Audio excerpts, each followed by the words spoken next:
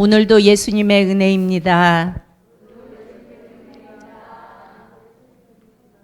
네, 오늘도 예수님의 은혜로 우리가 이 자리에 있습니다. 아멘, 아멘. 예, 이제 하반기에는 호세아서를 통해서 호세아서를 보면서 함께 은혜를 나누고자 합니다. 호세아 그러면 이 호세아 이 의미는 여호수아 의미와 같아요. 그리고 신약으로 오면 예수 다 똑같은 의미를 가지고 있어요. 호세아, 여호수아, 예수 하나님이 우리를 구원하신다라는 의미를 가지고 있죠.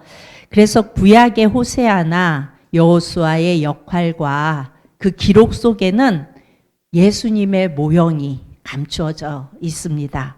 그래서 오늘 1절에 보면요 이렇게 되어져 있어요. 우시야와 왕의 이름이 쭉 열거돼요. 우시야와 요담과 아하스와 히스기야가 이어 유다 왕이 된 시대, 곧 요아스의 아들 여로보암이 이스라엘 왕이 된 시대에 지금 뭘 말해요? 지금 이 호세아 시대, 이 시대는 이스라엘이 둘로 갈라진 거예요. 이스라엘이 사울이 왕이 되고 다윗이 왕이 되고 그리고 솔로몬이 왕이 되었고 솔로몬의 왕의 시대 속에서 솔로몬이 물론 좋은 점도 많았고 지혜롭기도 했지만 이방 여인들을 많이 이렇게 취하였죠. 그러므로 인하여 이방신들이 들어오고 그로 인하여 우상 숭배가 팽배해져서 결국은 솔로몬 왕 이후에부터 이스라엘이 둘로 나뉘어져요. 그러면 오늘 1절에 우시야와 요담과 아하스와 히스기야가 이어 어디 왕이 됐대요? 유다 왕, 남유다의 왕이 됐어요. 그리고 요아스의 아들 여로보암은 어디의 왕이래요? 북이스라엘의 왕이래요. 그런데 지금 하나님의 감동을 받아서 호세아가 지금 이 글을 쓰고 있는 거예요. 그런데 호세아가 어디 왕을 먼저 기록해요? 남유다 왕. 그러면 자연스럽게 호세아는 어느 쪽 선지자일 것 같아요? 유다. 우리가 생각하기에 먼저 우리부터 쓰잖아요, 대부분. 그래서 이 호세아가 남유다의 선지자일 거라고 그렇게 생각할 수 있어요. 그런데 호세아는 북이스라엘 출신의 선지자예요. 그렇다면 이 호세아가 왜 북이스라엘 출신의 선지자이면서 남유다의 왕을 먼저 이렇게 기록을 했을까요? 여기서 호세아 선지자의 신앙의 모습을 볼 수가 있어요. 왜 이렇게 했는지. 구약 성경을 보면 여러분 메시아는 어느 지파를 통해서 와요? 유다 지파. 유다 지파를 통해서 오죠. 호세아가 지금 유다의 왕을 먼저 열거했다는 것은 그는 비록 육신의 몸은 북쪽 북이스라엘에 몸을 두고 있지만 그 역시 메시아를 기다리고 있었다는 거예요. 이 말을 오늘 우리에게 적용해 보면 지금 호세아는 북이스라엘의 선지자로 북이스라엘에서 선지자 활동을 했어요. 그런데 기록을 보면 남유다를 항상 먼저 기록을 해요. 그 이유는 유다 지파를 통하여 메시아가 오신다는 것을 이 호세아는 믿고 있었기 때문이에요. 그렇다면 이 말씀을 오늘 우리에게 적용을 해보면 우리 몸은 지금 어디에 살고 있어요? 이 땅에 살고 있어요. 그렇죠? 우리는 육신을 입고 이 땅에 살고 있어요. 그러나 우리의 진짜 소속은 어디예요? 예, 하나님의 통치 그리고 하나님 나라예요. 아멘. 이것이 우리가 이 땅에 살지만 우리가 견고하게 늘 붙들어야 할 신앙의 원리라고요. 호세아가 비록 북이스라엘에 몸담고 있었지만 남유다를 먼저 하고 그곳을 먼저 했던 그 신앙의 원리처럼 우리도 비록 이 땅에 살지만 이 땅에 발을 디디고 살지만 나를 통치하고 우리가 바라볼 나라는 어디라고요? 하나님의 통치와 하나님의 나라라고요. 호세아는 이 순서를 통해서 메시아 정통성 문제를 슬쩍 이렇게 드러내 보여주고 있어요. 북이스라엘 왕은 여로보암이라고 나와요. 그런데 여기에 이 왕은 1세가 아니고 2세죠. 여로보암 2세 왕이에요. 남유다가 세워지고 사실 남유다는 그렇게 정변이 별로 없었어요. 피해 정변이 별로 없었어요. 그런데 북이스라엘은 피해 역사였어요. 아버지를 죽이고 아들이 올라가고 누구를 죽이고 올라가고 이런 피해 역사였어요. 수많은 왕들이 북이스라엘은 계속해서 교체가 돼요. 그래도 그 중에 괜찮았던 왕, 그래도 선하다고 생각했던 왕이 바로 오늘 여로보암 왕이에요. 오늘 이 자리에 나오는. 그렇다면 호세아는 지금 여로보암 시대에, 여로보암 2세 시대에 선지자 활동을 했던 선지자였기 때문에 어찌되었든 북이스라엘에서 태평성대를 누리는 여로보암 왕의 치하에서 왜 잘 흘러가고 있는데, 태평성대를 누리고 있는데 왜 하나님의 말씀을 들고 역사 속으로 등장할까요? 호세아는 오늘 말씀해 보니까 이렇게 말씀해요. 1절에 부에리의 아들 호세아 이렇게 말해요. 그런데 성경 속에 이 부에리라는 기록은 여기 외에는 없어요. 무슨 말일까요? 그냥 평범한 무명 집안의 아들이라는 말이에요. 대제사장도 아니고 그냥 평범한, 별로 이름은 촌부라고 말하죠. 그런 자의 부엘이 여기에만 나와요. 그러니까 무명 집안의 아들이었다는 말이에요. 그런데 그런 하찮은 집안에 별 볼 일 없는 자라도 우리 하나님은 붙잡아서 역사의 전면에 이렇게 등장을 시키시는 것을 볼 수 있어요. 북이스라엘이 가장 태평성대를 누릴 때, 호세아는 그야말로 평안할 때, 누리고 있을 때 역사 속에 등장을 해요. 여러분, 평안하면 하나님을 더 잘 섬길 것 같아요? 안 섬길 것 같아요? 날 보면서 대답해 보세요. 나 자신을 가만히 보면서 모든 게 다 풍족하고 너무나 평안하고 다 그러면 내가 하나님을 잘 섬길 것 같은가, 안 섬길 것 같은가? 네, 대답은 못 하시고 고개만. 네. 그게 우리의 속성이에요. 그게 제된 인간의 속성이에요. 여러분, 인류의 역사를 보면요, 잘 될 때 하나님을 잊어버려요. 그래서 자기들이 누리는 이 부요함이, 자기들이 누리는 이 평안함이 하나님이 주신 거라는 것을 자꾸 잊어버려요. 그래서 이들은 자꾸 바알, 지금 이들이 어디 땅에서 살아요? 가나안 땅에서 살고 있잖아요. 그러니까 우상, 전에 가나안에 있었던 그 토착 우상들, 이런 신상들이 준 은총인 걸로 자꾸 착각을 하는 거예요. 평안한 이것이, 저 애굽에 살 때 바알이 주었던, 바벨론에 살 때 바알이 주었던 이런 예전에 내가 섬겼던 그런 우상들이 준 걸로 이렇게 자꾸 착각을 한다고요. 다시 말하면 이 말은 또 오늘 우리에게 적용을 한다면, 내가 이렇게 평안하고 행복하고 누리고 살고 이런 것이 내 실력으로 내가 노력해서 이 결과물을 얻었다는, 그래서 이렇게 편안하게 산다는 그런 교만함이 자꾸 우리 안에 이렇게 일어나요. 여러분, 우리들이 자꾸 착각하는 것이 내가 이루어 가야 한다고 자꾸 착각을 해요. 그리고 내가 뭔가를 열심히 해야 된다고 착각을 해요. 저도 자꾸 착각을 하는 게 뭐냐면, 하나님의 말씀을 어떻게 하면 쉽게 잘 설명해 갖고 쏙쏙 알아듣게 해야 하는데 라는 생각을 자꾸 해요. 여러분, 마음에 깨달아지고 느끼게 하고 하는 거 누가 하세요? 하나님이 하세요. 성령님이 하세요. 그런데 준비하면서 이렇게 하면 알아들을까? 더 쉬운 말로 바꿔야 되지 않을까? 이런 착각을 자꾸 해요. 왜 그래요? 여전히 내가 살아있어서 여전히 그런 생각을 합니다. 여러분, 주일 말씀에 우리가 예수님의 은혜를 경험할 때, 다시 말해서 예수님이 기준이 될 때 우리가 성숙해져요. 그런데 여러분, 내가 기준이 되면요, 성숙해지는 것 같아요. 내가 이런 거 안 해야지, 저런 모습은 보기 싫어, 저렇게 하지 말아야지, 그래 보면서 느끼기는 해요, 우리가. 그렇죠? 그런데 그렇게 열심히 노력하고 하는 것 같은데 나중에 보면요, 결과가 좋은 결과가 별로 없어요. 그래서 우리는 예수님이 기준이 되어져야 되는 거예요. 북이스라엘 여로보암 시대에 풍요를 경험하면서 이들이 하나님을 잃어버리고 우상에게 공로를 돌리는 그야말로 영적인 외도가 일어났어요. 여러분, 이들에게 삶은 굉장히 풍요로웠지만, 평안했지만 영적으로는 이들에게 위기가 온 거예요. 이 영적인 위기에 하나님은 호세아를 역사 속에 내세워 영적인 메시지를 주십니다. 그래서 2절에 이렇게 말씀하세요. 우리 2절 다 같이 봅니다. 시작. 호세아에게 말씀하실 때 여호와께서 호세아에게 이르시되 너는 가서 음란한 여자를 맞이하여 음란한 자식들을 낳으라. 이 나라가 여호와를 떠나 크게 음란함이니라 하시니. 이 나라가 여호와를 떠나 크게 음란함이니라 하시니.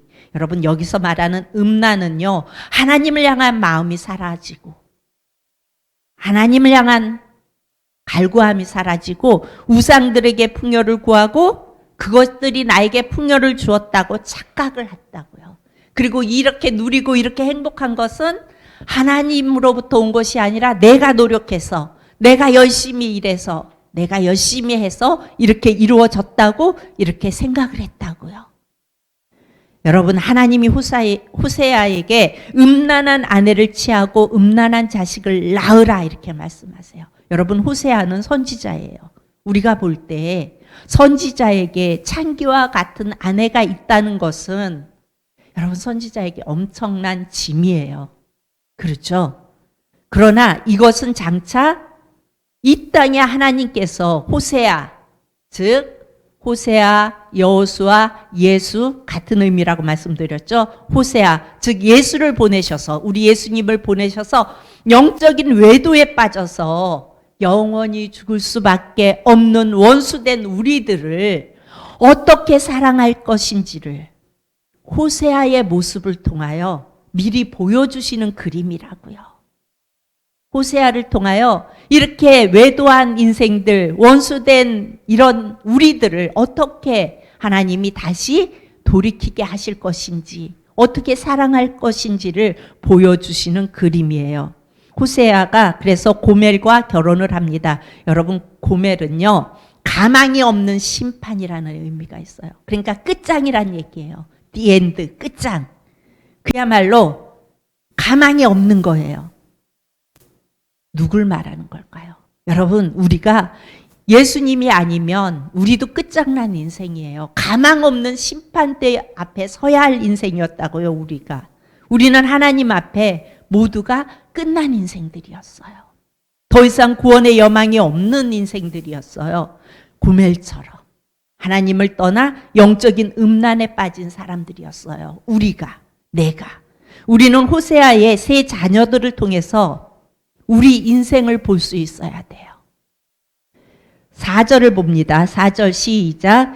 여호와께서 호세아에게 이르시되 그의 이름을 이스라엘이라 하라. 조금 후에 내가 이스라엘의 피를 예후의 집에 갚으며 이스라엘 족속의 나라를 폐할 것임이니라.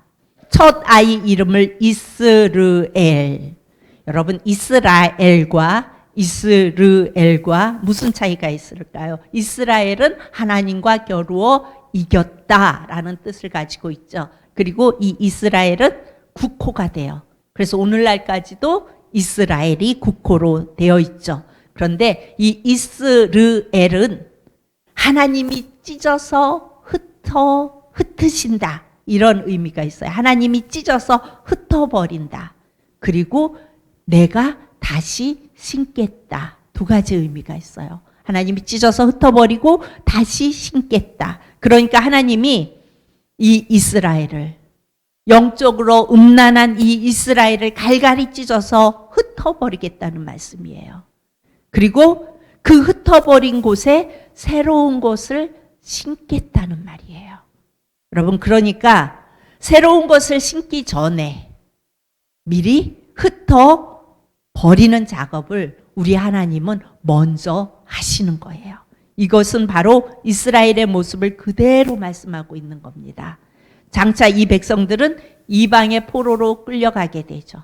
그리고 찢겨지듯 그들은 다 흩어져요. 지금도 이스라엘의 사람들이 세계 속에 흩어져 살아가고 있잖아요. 그리고 놀랍게도 그들은 그 흩어진 곳에서 하나님께 다시 신기움을 당해요. 하나님은 당신의 백성을 너무 사랑하셔서 그야말로 끝장난, 그야말로 가망이 없는 심판 앞에 서 있는 이들을 더 이상 두고 볼 수가 없으셔서 호세아를 통하여 그 길을 가게 하세요. 그리고 그것이 누구를 가리키는 거예요? 끝장난 우리 인생을 위해서 그 길을 가셔야만 했던 예수 그리스도를 예표하고 있는 것입니다. 어떻게 하나님이 여러분 육신의 옷을 입고 하나님이신데 이 땅에 오셔서 피조물이 되셔서 낮아지시고 그리고 우리 같은 끝장난 인생에게 신랑으로 오실 수 있을까요? 여러분 말이 안 되잖아요. 어떻게 선지자가 창기에게 시집가서 장가가서 그 창기를 아내로 맞아들이고 또 도망가면 또 가서 찾아오고 또 가서 찾아오고 그렇게 할 수 있을까요? 말이 안 되잖아요. 우리는 예수님께 끝장난 신부였어요. 고멜처럼. 우리 인생이 바로 이스라엘 같은 삶이었다고요. 찢겨져 버림을 당하고 그것이 끝인가 했는데 거기에 하나님의 헤아릴 수 없는 사랑이 그것에 숨겨져 있더라고요. 하나님은 우리를 고치기 위해서 어떻게 하셨어요? 하나님은 근본적으로 다 뒤집어 놓으셨어요. 그래서 우리의 실체를 다 폭로시키십니다. 그래서 내가 이 모양밖에 안 되는 존재이구나. 난 정말 어찌할 수 없는 존재이구나. 잊을만 하면 다시금 하나님이 경험 속에서 다시 상기시켜요. 그런데 그렇게 상기시킬 때에 우리는 그것을 당하는 우리는 아프죠. 여러분 김정덕 집사님이 참 예쁘셨어요. 단아하고 예쁘시고 그리고 참 열심히 사셨어요. 얼마나 열심히 일하시고 열심히 사셨나 몰라요. 그럴 때 가끔 제가 그런 말을 드린 적이 있었어요. 하나님을 섬길 수 있을 때 섬기라고. 계속 그런 얘기를 걱정하지 말라고. 목사님 제가 여기까지만 해놓고 요 일들을 이루어 놓고 그 다음엔 열심히 나갈 거라고. 또 요런 일들이 그러면 또 다른 일들이 뚫기도 잘 뚫고 들어가기도 잘 들어가고 직장을 그러셨어요, 그분이. 그럼 요거 다니면서 지금 요거 하고 나면 뭐가 해결되면 그땐 정말 열심히 내가 믿을 거라고 늘 그런 말씀을 하시면서 그렇게 열심히 사셨어요. 그런데 여러분들도 아시다시피 파킨슨이라는 진단을 받으셨어요. 어찌 보면 정말 열심히 살고 막 그랬는데 이런 병이 내게 왔음으로 인하여 실망할 만도 하고 김정덕 집사님에게는 그게 아픔일 수 있어요. 커다란 아픔. 그리고 제대로 움직이지 못하고 그러니까 요즘은 막 살이 찌잖아요. 그래서 저한테 그런 말씀도 하시더라고요. 어떤 분이 봤는데 요 위로 보니까 잘 모르겠다고 누군지 요 위로 눈을 보니까 김정덕 집사님인데 몸을 보니까 아니라고 그렇게 말씀을 하셨다고 웃으면서 말씀을 하셨어요. 그런데 지금의 삶이 잘 이렇게 계속해서 근육이 굳어가잖아요. 그러니까 운동도 열심히 해야 되고 몸도 좀 불편해지고 그런 힘든 가운데 계신데 너무너무 하나님의 말씀이 샤우팅을 하면서 이런 말씀이 있었는지 전에는 왜 몰랐는지야. 전에는 안 봤으니까 몰랐죠. 그런데 샤우팅을 하면서 그 말씀이 막 너무 은혜롭게 다가오고 이런 말씀이 있었는지 너무 은혜가 된대요. 그리고 매주마다 영상으로 예배에 아마 지금도 들어와서 예배를 듣고 계실 거예요. 새벽 예배, 심야 예배 안 빠지고 들어오셔서 그렇게 열심히 예배를. 근데 너무 행복하시대요. 여러분 생각해 보세요. 예전에 열심히 살 때가 더 행복할까요? 지금 몸도 불편하고 그런 상황이 된 지금이 더 행복할까요? 대답하기가 곤란스럽죠. 여러분 그런데요. 지금이 더 행복한 거예요. 왜 그래요? 예수님의 은혜를 알게 되니까, 예수님의 그 사랑을 점점 알아가니까 강력할 수밖에 없는 거예요. 내 몸이 불편할지라도, 내가 힘들지라도. 여러분, 하나님께서 우리를 그렇게 뒤흔드실 때, 흩으실 때, 다시 심으시려고 흔드실 때, 그것이 우리에게는 아픔이라고요. 그러나 그것이 하나님이 나를 사랑하시는 방식이라고요. 여전히 날 안 바라볼래? 여전히 나 안 바라보니? 그리고 하나님이 그렇게 아픔을 주셔서라도 우리가 하나님을 온전히 바라보고 하나님만 의지하고 나갈 수 있도록 그렇게 만드신다고요. 여러분, 우리가 아픔과 부끄러움을 당할 때는 어때요? 아, 이게 뭘까? 와우, 그렇게 건강하고 예쁘고 그랬을 때는 어디 나가도 좋았잖아요. 그런데 지금은 걷는 것도 불편하고 어쩌면 의식할 수도 있어요. 아, 내 모습이 이렇구나. 다른 사람들을 의식할 수도 있어요. 그런데 그 안에 하나님의 사랑이 있으니까 그 모든 것들이 문제되어지지 않는 거예요. 하나님의 사랑에 붙잡히니까 너무 감사하고 행복한 거예요. 여러분, 그런데 우리 하나님은요, 그분의 역사 속에서 절대로 손해보지 않으세요. 그러니까 여러분, 아프지 않으려면 더 주님 바라보시기 바랍니다. 우리 주님 의지하기 바랍니다. 그 안에 있을 때 흩으시지 않으세요. 여러분, 언제나 하나님의 자녀를 원래의 자리로 회복시키기를 원하세요. 그게 우리 하나님의 사랑이에요. 여러분, 이 사실을 믿으십니까? 그런데 놀라운 사실은 하나님이 흩으셔서 그것이 내게 때로는 아픔이지만 하나님의 그 사랑 안에 다시 들어가면 그것이 행복이라고요. 기쁨이라고요. 평안이라고요. 6절을 봅니다. 6절에 또 말씀하십니다. 고멜이 또 임신하여 딸을 낳음에 여호와께서 호세아에게 이르시되 그의 이름을 뭐라고 하래요? 로루하마. 긍휼히 루하마, 긍휼히 여김인데 로는 그렇게 하지 않겠다라는 말이에요. 그래서 로루하마, 긍휼히 여기지 않겠다, 사랑하지 않겠다, 이런 의미예요. 그런 의미의 둘째 딸을 고멜을 통하여 생산해냅니다. 더 이상 이제 너를 사랑하지 않겠다. 인생 속에서 너무 큰 아픔으로 다가올 때가 있어요. 그런데 그것이 하나님의 방식이라고요. 하나님은 어떻게 날 사랑하지 않는가 보다. 어떻게 내게 이렇게 아픔을 주시지? 어떻게 내게 이럴 수 있어? 우리는 이렇게 말할 수 있어요. 그런데 그것이 하나님의 방식일 때가 있다는 거예요. 그렇지만 하나님은 다시 심으신다고요. 8절을 보면요, 이렇게 말씀해요. 고멜이 로루하마를 젖댄 후에 또 임신하여 아들을 낳았대요. 9절에 그 아들의 이름이 뭐래요? 로암미. 이것은 암미, 나의 백성이다. 근데 로암미, 나의 백성이 아니다. 여러분, 이 세 자녀 이름에 담겨진 의미가 참 슬퍼요.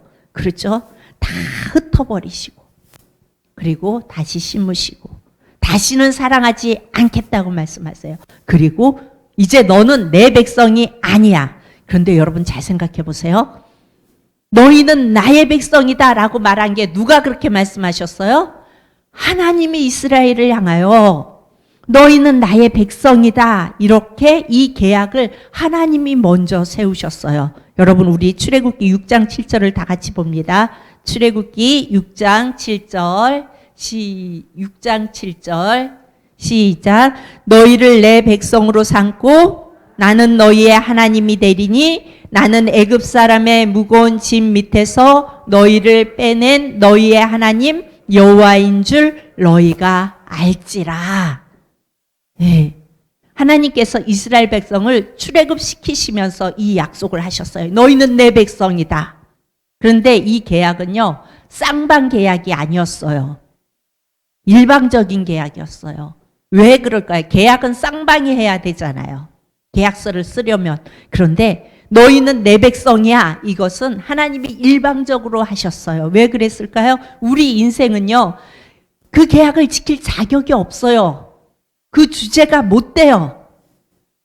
그래서 우리는 쌍방 계약을 할 자격이 안 돼요. 그래서 하나님께서 일방적인 계약을 하세요. 홍해를 건널 때 어린 양의 죽음을 걸고 하나님은 계약을 하신 거예요. 그런데 지금 이 계약을 너희는 내 백성이다. 어린 양의 죽음으로 인하여 구원하여서 애굽에서 이끌어낸 너희는 내 백성이다. 라고 말씀하셨는데 지금 이 계약을 호세아서에서 누가 파기하고 있어요? 하나님이 파기하고 있어요. 로암미, 너희는 내 백성이 아니다. 하나님이 파기하고 있어요. 이것이 하나님의 본심일까요? 여러분, 징그럽게 속 썩이는 자식이 있으면 화가 나서 부모가 뭐라고 말해요? 저놈의 자식 호적에서 뺀다. 이런 말 하죠. 그러면은 진짜 그 자식 호적에서 빼려고 하는 말이에요. 화가 나니까. 너무 속이 상하니까, 속상하니까 하는 거예요. 호적에서 파간다고. 너 호적에서 빼가. 너 나가. 막 이렇게 말하잖아요.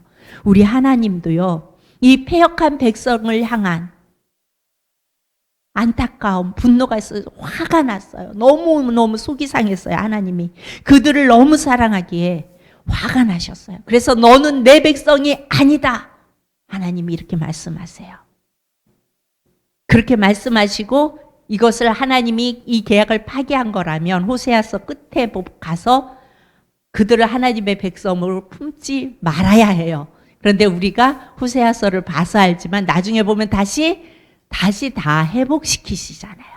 그렇죠? 지금 하나님 너무 사랑하기에 화가 난 거예요. 여전히 내가 이루었다 하고 바알이 주었다 그러고 우상, 자기가 섬기고 있는 우상이 우리를 이렇게 행복하게 했다 하고 그러는 그들을 향한 하나님이 너무나 화가 나신 거예요. 그래서 우리 1장 9절에서 10절까지 우리 다 같이 봅니다. 여호와께서 이르시되 그의 이름을 로암미라 하라. 너희는 내 백성이 아니요 나는 너희 하나님이 되지 아니할 것임이니라. 10절 다 같이 시작.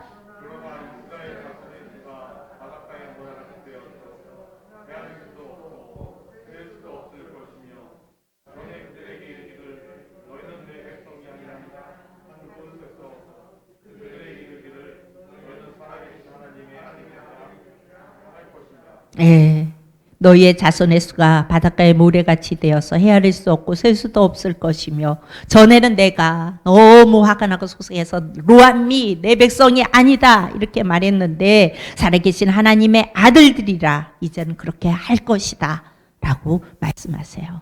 하나님은 너무 사랑하시기에 우리를 버릴 수가 없어요. 우리를 그냥 내버려 둘 수가 없으셨어요. 그런데 여러분, 이것을 이용하는 어리석은 성도들이 많아요. 하나님은 날 사랑하시니까. 하나님은 날 사랑하시기에 절대로 버리지 않아. 그래서 계속 영적인 어린아이가 되어서 주님은 날 사랑하시니까 그러면서 어리광 부리고 떼쓰고 때로는 이렇게 돌아가다가도 내가 끝날 때쯤에 하나님 정말 하나님 믿어요. 그러고 돌아가도 아마도 하나님은 날 받아주실 거야 라는 착각 속에서 그렇게 하기도 해요. 그리고 여전히 그런 생각을 가지고 있는 사람들은요, 그들 안에 예수님이 기준이 되지 않기 때문에 여러분 성장할 수가 없어요. 성숙해질 수가 없어요. 여전히 조그만 일을 가지고 내 생각이 중요한 거예요. 내 평안이 중요하고 내가 중요한 거예요. 그렇게 살아갈 수밖에 없어요. 여러분, 이것을 이용하는 그런 어리석은 그런 성도들이 되지 마시기 바랍니다. 11절을 우리 다 같이 봅니다. 11절 시작. 이에 유다 자손과 이스라엘 자손이 함께 모여 한 우두머리를 세우고 그 땅에서부터 올라오리니 이스라엘의 날이 클 것이미로다. 이 회복을 누구를 통해서 이루시겠다는 거예요? 지금 호세아. 여기서는 호세아를 통하여 계속해서 하나님의 일을 이루시죠. 그런데 이것은 누구의 그림이라고요? 예수님, 예수 그리스도, 예수님을 예표하고 있다고 말씀드렸어요. 예수님을 통하여 이 일을 이루어 가실 것을 이 역사 속에서, 구약의 역사 속에서 호세아를 통하여 지금 보여주고 계시는 것입니다. 여러분, 믿음은요, 내 의지를 강화시키는 것이 아니에요. 여러분, 내 의지를 강화시키면은 처음에는 좀 잘하는 것 같아요. 처음에는 잘 되어지는 것 같아요. 그런데 나중에 보면요, 아니에요. 예수님과 상관없는 길로 가고 있어요. 각도가 잘못 맞춰져요. 여러분, 믿음은요, 하나님이 나에게 어떤 분이신지, 그 하나님이 내게 어떤 분이신지를 알아가는 싸움이에요. 하나님이 어떤 분이신지, 우리 예수님이 내게 어떤 분이신지 알아가는 싸움이라고요. 예수님을 알면 알수록 우리는요, 신앙의 깊은 단계, 간격의 깊은 단계로 들어가요. 이 말은요, 우리의 믿음이 성숙해진다는 거예요. 예수님을 알면 알수록. 그런데 여러분, 내 의지를 강화시키면요, 처음에는 잘 가는 것 같아요. 잘하는 것 같고, 잘 섬기는 것 같고, 믿음으로 잘 나가는 것 같아요. 그런데 한참 후에 가면은요, 처음에는 이렇게 가다가 나중에는 각도가 벌어져요. 그래서 전혀 다른 믿음의 모습이 되어진다고요. 여러분, 예수님이 우리 주일 말씀에 선악의 기준점이 되면 예수님 때문에 우리가 고백하게 되고, 또 예수님 때문에 우리가 성숙해지는 것입니다. 이제 우리가 2021년 하반기가 시작됐어요. 7월이 지금 지나가고 있습니다. 우리가 이 하반기를 보내면서 그 예수님의 사랑 속으로 깊이 들어갈 수 있기를 바랍니다. 그래서 예수님을 알아가면서 그 예수님을 은혜에 감격하면서 고백되어지는 그런 삶을 살아가면서 매 순간순간 예수님 때문에 내 모습이 조금씩 성숙해가는 그런 우리 사랑하는 성도님들이 다 되어질 수 있기를 축복합니다. 기도합니다. 참 좋으신 아버지 하나님, 은혜를 감사합니다. 주님, 내 힘으로는 할 수 없음을 고백합니다. 우리 예수님이 내 안에 계셔야 그 은혜로 내가 살아가고, 또한 그 은혜로 우리가 성숙할 수 있음을 고백합니다. 오늘 말씀 속에서 여전히 나를 의지하고 우상을 의지하는 이스라엘 백성들을 향하여 다 흩어버리시고 다시는 사랑하지 않겠다 말씀하시며 내 백성이 아니라고 마음 아파하시는 주님의 그 마음이 이 시간 우리의 마음에 느껴지게 하여 주옵소서. 그 주님의 마음을 느끼며 온전히 주님만을 바라보고 나아갈 수 있는 우리 모두가 되어질 수 있도록 사랑의 하나님 함께하여 주옵소서. 감사드리며 예수님 이름으로 기도합니다. 아멘.